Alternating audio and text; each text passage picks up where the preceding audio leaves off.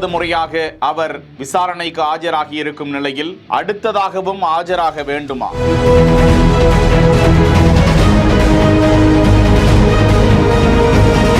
விஜயிடம் தொடர்ந்து சுமார் 5.5 மணி நேரம் விசாரணை. மீண்டும் இரண்டாவது முறையாக அவர் சிபிஐ தரப்பில் விசாரிக்கப்பட்டது என்ன? தாவேகா தலைவர் விஜய் கடந்த 12ஆம் தேதியே டெல்லி சென்று சிபிஐ அதிகாரிகளின் 6 மணி நேர விசாரணைக்கு பணிந்திருந்தார். விசாரணைக்கு ஆஜராகியிருந்தார்.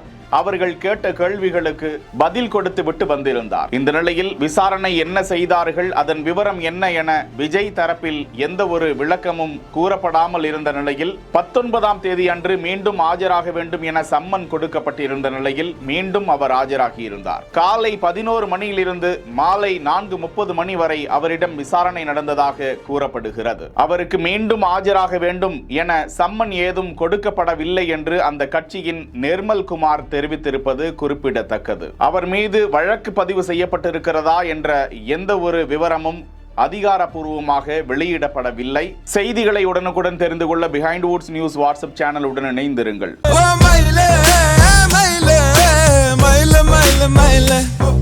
செய்திகளை வழங்கியோர் Lexco holidays, MCR pure cotton club, doctor Srivarma wellness.